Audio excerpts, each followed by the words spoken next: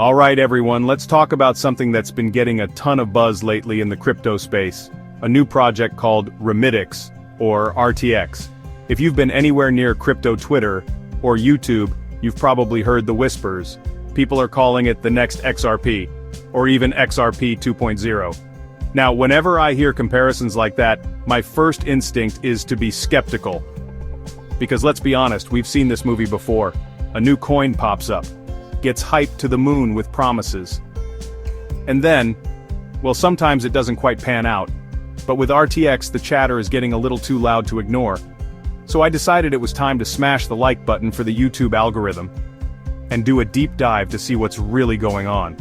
The main reason for all this excitement is that Remittix is targeting the exact same multi-trillion-dollar market that Ripple's XRP has been trying to conquer for years: cross-border payments.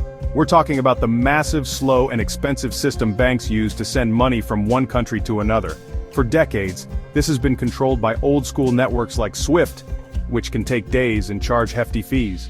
XRP came along and promised to make these transactions happen in seconds, for a fraction of a penny.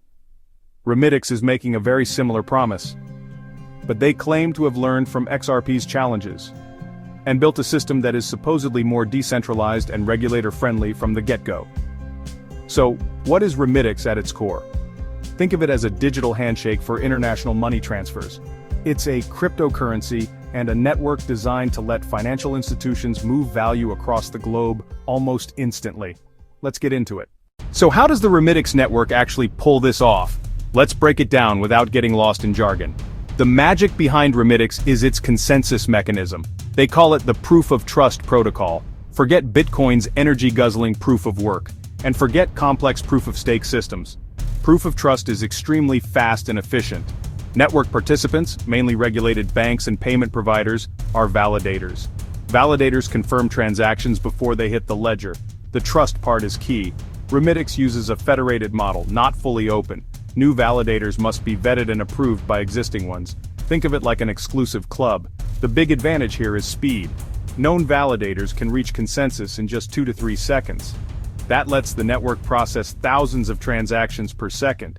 It can compete with Visa, and with the old SWIFT system. It's a trade-off: less decentralization, massive performance gains. Example: send $100 from a US bank to a friend's bank in Mexico. Old way: a SWIFT message bounces between intermediary banks. With Remittix, your bank converts $100 into 1,000 RTX. When people say RTX is the next XRP, it's an easy headline, but the reality is more nuanced. It's like comparing two quarterbacks who both want to win the Super Bowl but run completely different offensive schemes.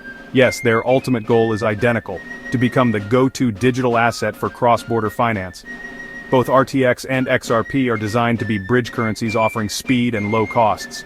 They both use a distributed ledger that is much more energy efficient than Bitcoin. And perhaps most importantly, they both require building strong partnerships with financial institutions. This is where the similarities largely end. The first major difference is in their origins and token distribution. Ripple Labs was a for-profit company, created all 100 billion XRP tokens at once, and held a very large portion of them on its balance sheet. That led to persistent criticism about centralization and created a massive regulatory headache, culminating in the SEC lawsuit that alleged XRP was an unregistered security. Remittix seems to have learned a crucial lesson here.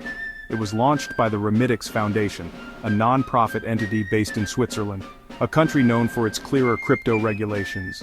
The RTX token supply was distributed through a more decentralized launch process, with no single entity holding a majority stake, which could help it avoid the same security classification issues. Alright, let's get to the part everyone really wants to know: the price targets. What could RTX actually be worth?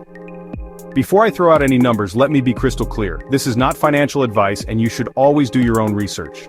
The price of any cryptocurrency is incredibly volatile and depends on a huge number of factors. With that said, we can look at some potential scenarios based on adoption and market cap comparisons. It's all about a simple formula: utility plus adoption equals value. Without real-world use, the price is pure speculation.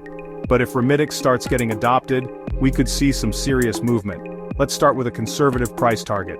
Right now, on September 14th, 2025, RTX is trading at around 75 cents.